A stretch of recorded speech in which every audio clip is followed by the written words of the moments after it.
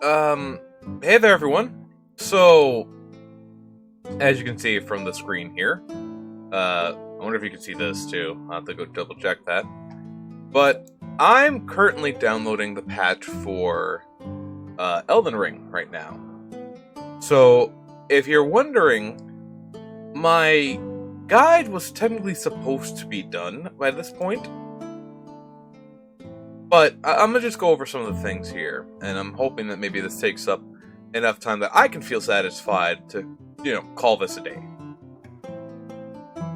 So, what are the major changes included in this latest update? And we're going to go over them right now. Now, some of them I obviously do not know because I'm playing the game way more casually with my brother.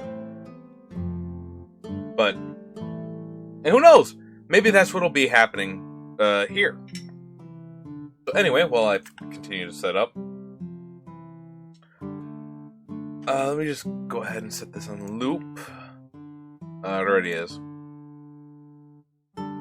So, we're distributing an update to improve the stability of gameplay and to adjust balance. We apologize for the inconvenience, but please apply the latest update before you enjoy the game.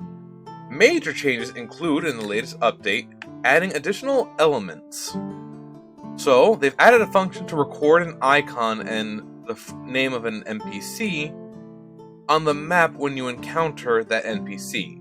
They added a new NPC, Baran, added new quest phrases for the following NPCs: Diallo/Nefeli Lux /Kenneth Height /Gatekeeper Gostok. Added some summonal NPCs in multiple situations.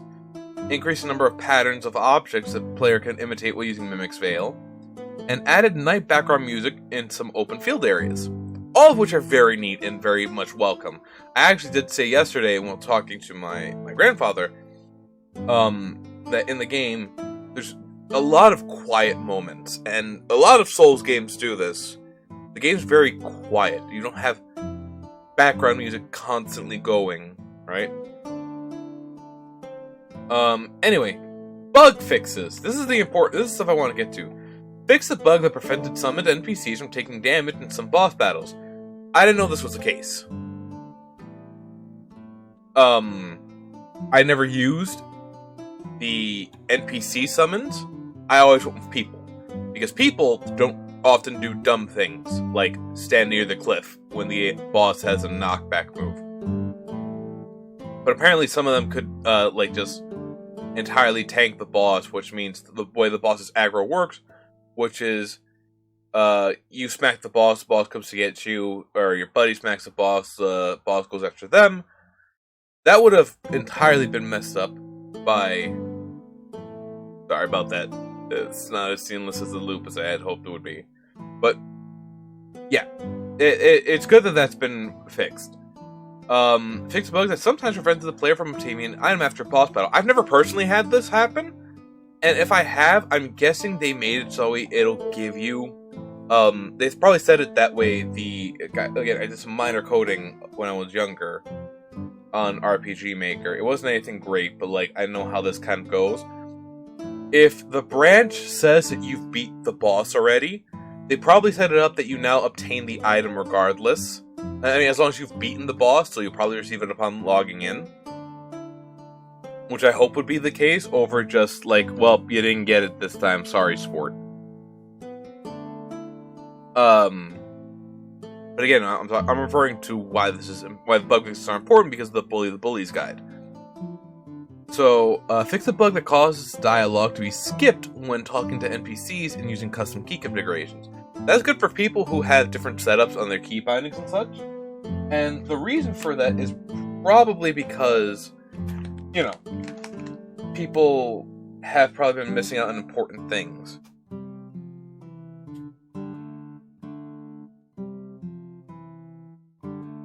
So, again, lots of important bug fixes going on, ones that are potentially game-breaking too.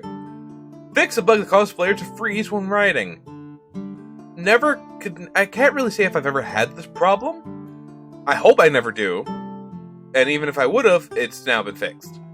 Fix a bug that causes arcane to scale incorrectly for some weapons. Don't exactly know how that's gonna affect my characters, because I only have 2 at this point.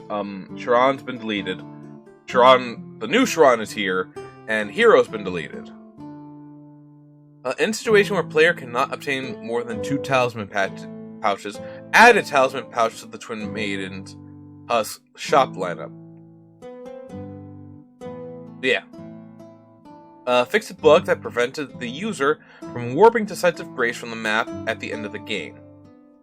Fix a bug that prevented the player from moving to the next area after battle with the fire giant. Don't know about that one. I've never been in that situation. Fix a bug which causes some weapons to have incorrect scaling after strengthening. This is super important because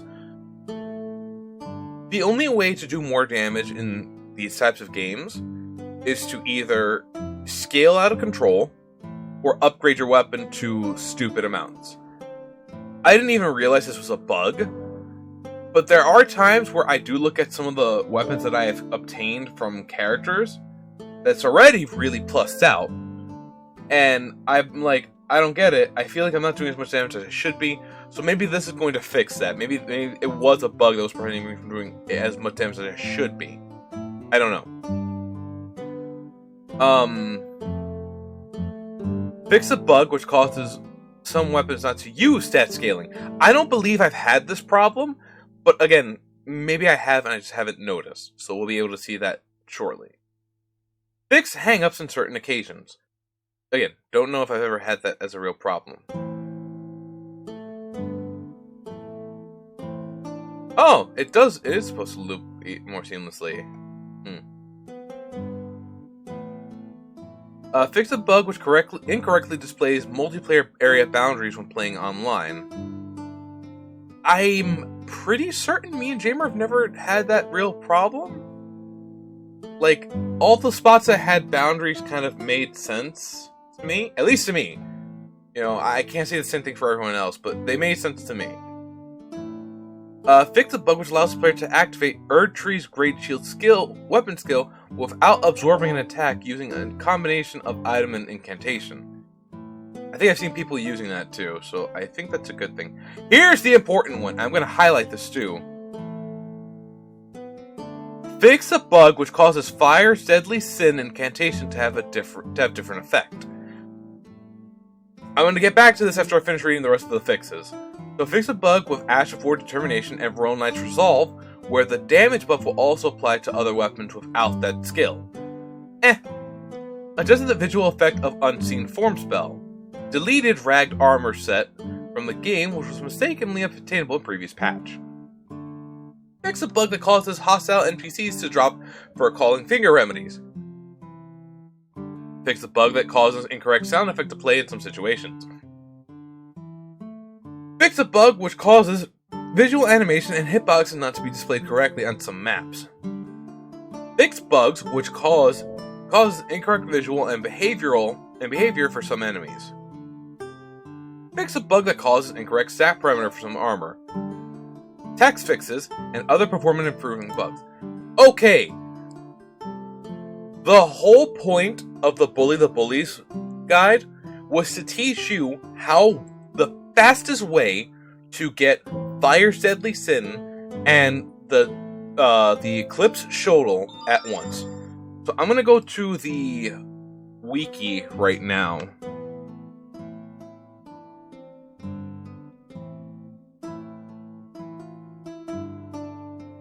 I certainly do hope nothing unfortunate showed up there. And if it did, you know, you guys have to fucking comb through it to find it. Okay, so Fire's Deadly Sin, right?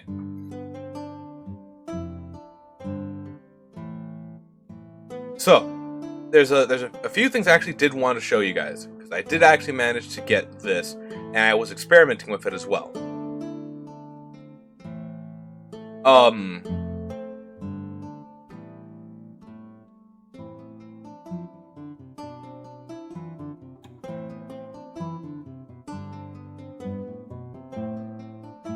So yeah, people are even saying it. The bug with this is supposed to be patched now.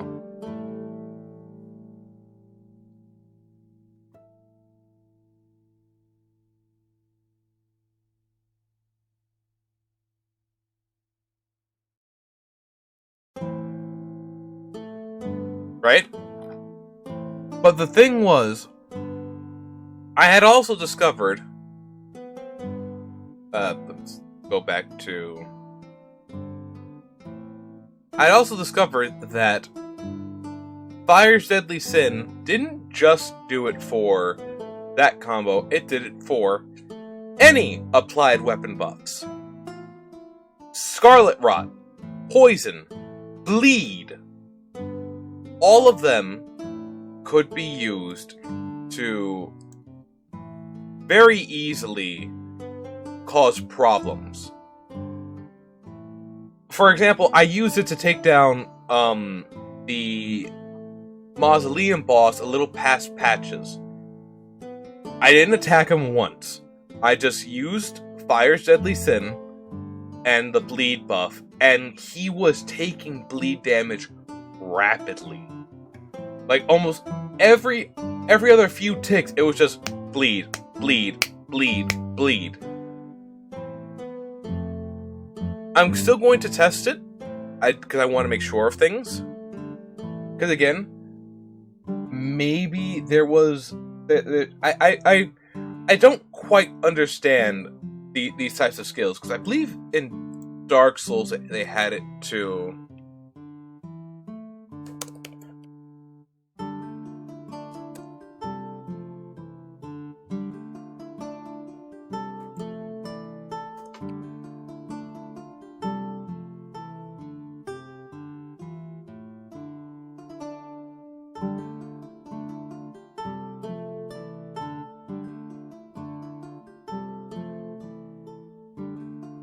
Yeah, I'm pretty sure it was a pyromancy. Let's go look it up.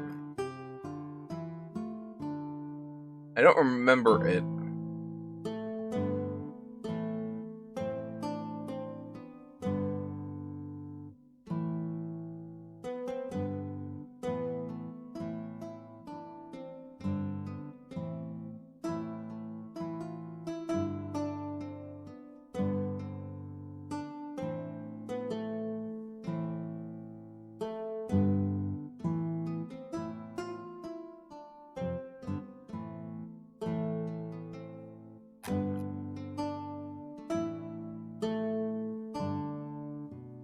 Hey.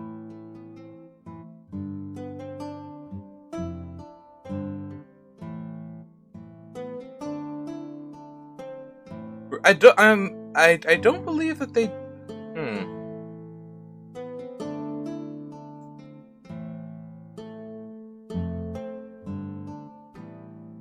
Let's try to find.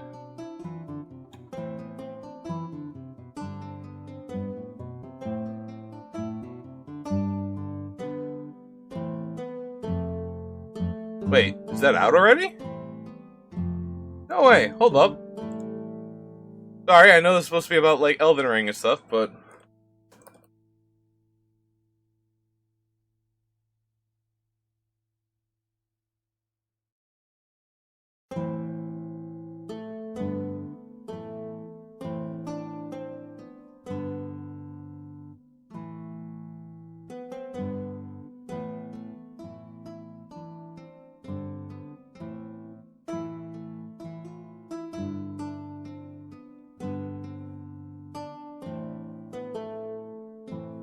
Oh, snap! Hangman's Joke has this game already. When do you get it? I need to figure that out.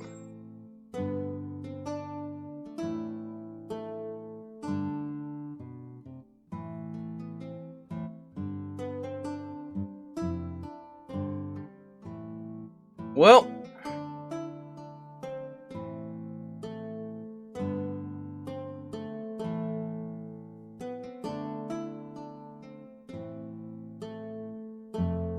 Oh, it's coming out this year. Okay, dope. I actually did very much like Salt and Sanctuary. And to be able to play the, I guess the spiritual successor, the sequel to it would be pretty fun. Anyway, the whole point I'm trying to get from all this is that, like, legitimately,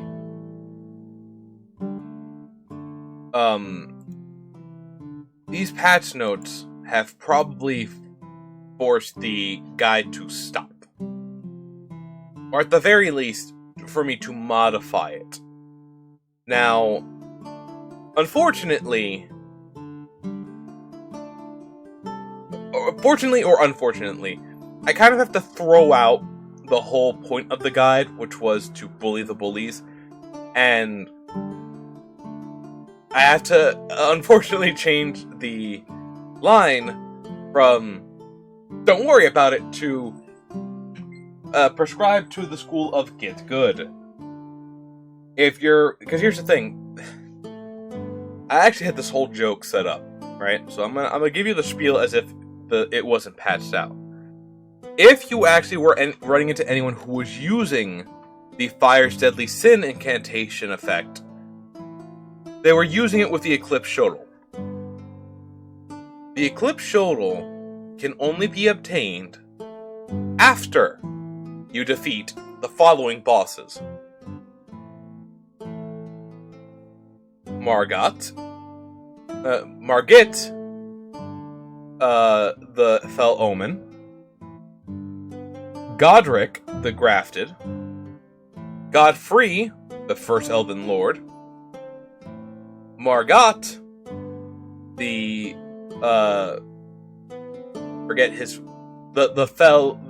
the Omen King, or something like that. Any previous boss before a shard bearer, and the shard bearer themselves, so you obtain their great rune. Right? So it's already like 6 folks. And that's assuming, right, that they're doing all this like rapid, like just bum bum bum bum bum, right? If they've done all that, and assuming that they're getting carried by and they did it all at a low level, and they're assuming that they got carried by their buddy, or assuming that they just did it themselves. There are amazing speedrunners in the Soulsborne community that can do stuff like that with like minimal requirements. But if they had obtained all that stuff on the character and are invading you at a low level, if they obtained it legit, you were cooked no matter what. Because they are skilled enough to have obtained everything. I'm not even talking about like getting the levels either. Yeah. They legitimately were going to stomp you. You were going to get wrecked by them. If you were able to somehow communicate with them and tell them, nah, run that back, drop your red sign down, we're going again. And don't use that cheap incantation eclipse bug anymore. And they said, bet, you'd be losing. Just full stop. You would be losing. And here's why.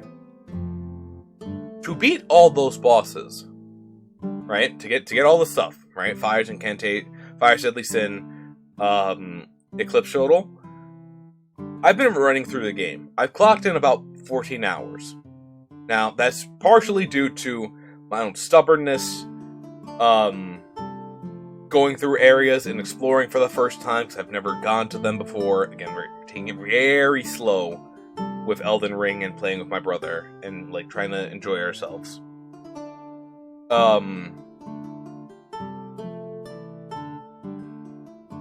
It's very apparent to me, at least, that other people who were doing this optimally would have already known all the things that I had to look up, follow guides for, etc.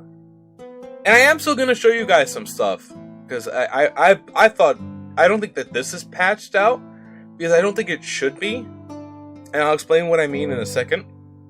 But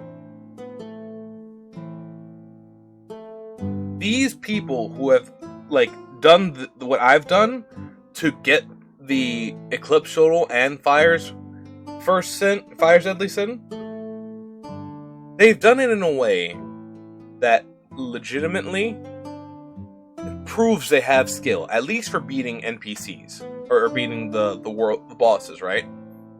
Now, just because they beat the bosses doesn't mean that they're obviously going to be gods in PvP, but I truly believe that they have the skills required to be great at PvP, thanks to being able to beat such bosses.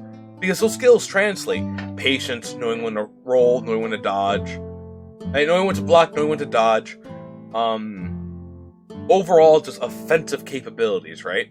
They have this skill. They have it in them. It's entirely possible that they have the ability to very easily stomp you, right? And again, who knows? You may have won with them,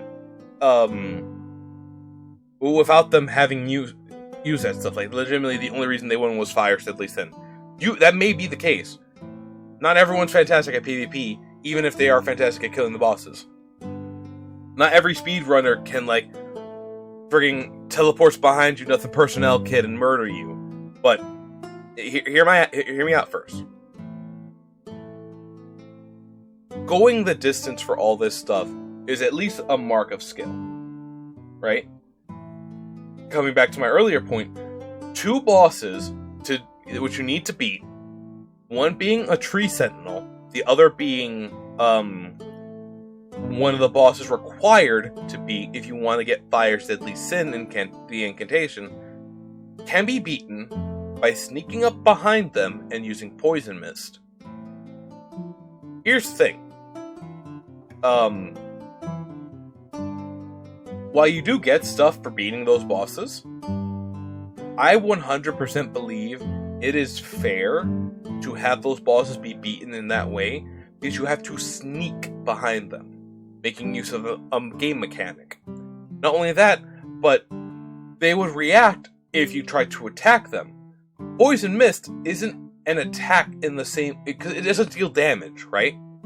So it's not viewed as an attack the same way you would view, like,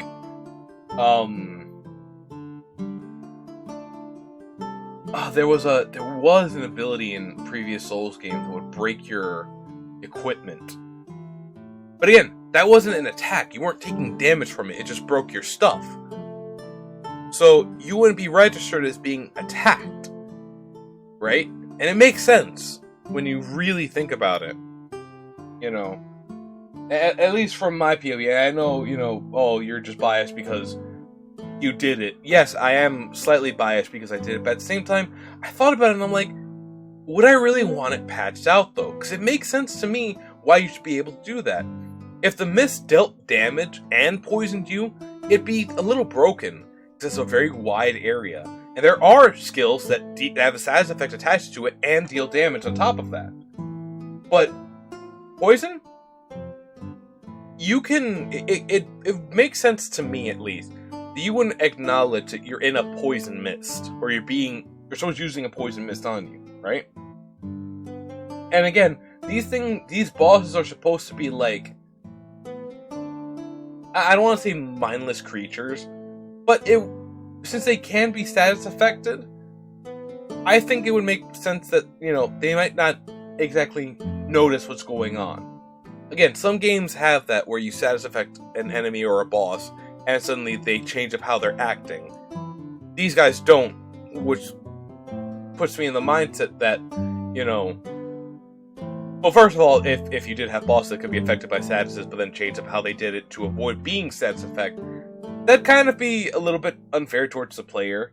It ruins a little bit of the game aspect. It would make it very immersive, but, So, and it still is, to me, a mark of skill. Because you have to figure out at what distance the boss notices you, at what distance they'll hear you, or they'll notice you, like, casting behind them, and how many times you can get away with it. And mind you, it is still very tedious. Right? You have to literally sit down for about 10 to 20 minutes to have the poison kill them. And it's technically a reward for being stealthy and thinking things out. Bosses and creatures have aggro range. They will stop chasing you at certain points. They can get caught behind doors. Right? But they will also just, leave you alone. So it would make sense that you could sneak behind them and poison them to death. At least to me. Maybe you guys see it differently. But getting back to the whole initial point of this video, it was the Bully the Bullies guide was here to give you a fighting chance against Fire's Deadly Sin incantation and the death effect as early as possible. I didn't mention the earliest possible thing in the video, because I was hoping that by the end of it, you kind of see what level I was at and be like, oh wow, he did that super early. But as I continue to play along and run into roadblock after roadblock after roadblock, I kind of discovered that, maybe these guys are doing it because it's a skill thing too. And here's the thing, another thing I was also wanted to talk about was that if they have it at a low level, chances are they just got Fire's Deadly Sin and either bought, which is a thing, there's a Souls marketplace where people trade items with each other. You'll have each other's summon info. You'll offer something to them. It's a nice little addition to the game for people who don't want to work that hard to get the cool stuff and want to have it early. You promise them a remembrance or a weapon or something. You promise them something. Never pay real money for a friggin' Souls-born transaction. Just trust me. If you grind it to get something and the person wants your grinded thing, that's well worth the trade, I would say. Right? But here's the thing, and I'm gonna pull back the veil. Anyone can duplicate an item in a Soulsborne game. And it's fairly easy to do, for at least from my knowledge, PS4 and PC. Why? Because you can very easily duplicate your save. Now, it's very much it's a thing that probably people do, and you should just be acknowledged of it. People mule things all the time in Soulsborne games. It's a common occurrence just because you want to have your best stuff. You want to have your kind of build already set out for you. The restrictions placed on you by the game do help balance that a bit. But I guess this is going to be heroic talks, but I personally feel like there's my thoughts on muling are weird, because back in the day for Dark Souls 1, I did the bottomless box glitch. I did mule stuff, I did duplicate stuff. Now, again, duplicating in a Soulsborne game has no real consequence, because of the fact that if you can't wield it, it doesn't matter, and even if you do wield it, you still need to know how to use it. And optimizing is another whole bag of worms. So, in the one part, I view it as harmless. In Elden Ring, it may be different because of all the things that you can drop. But again, that's a whole separate issue. The main point of this is Ding Dong, the witch is dead. Witch old witch, the wicked witch. Fire's Deadly Sin and the Death Blight are hopefully out of the game now. I will still be testing to see if Fire's Deadly Sin still interacts with the buffs applied to your hand weapon, and how fast it works. Now, according to my testing from last night, using the bleed weapon buff, for the little slime enemies, I got in around 5 ticks caused the bleed effect. So I'll probably be updating on either Twitter or Tumblr as to what's going on. I think I've rambled and ranted long enough. It's for too long, didn't listen. The Bully the Bullies guide is now done. Anything that comes after will just be showing you how I did stuff to get this faster and what I learned. But if you're expecting a counter to this, you don't need it anymore. It's gone. Hooray. Anyway, that's all from me. I want to thank you all for watching, or rather listening in this case. Hope you enjoyed it. Hope if you saw anything on my list of web pages, you don't judge me too harshly. And until the next video, I just want to say, laters.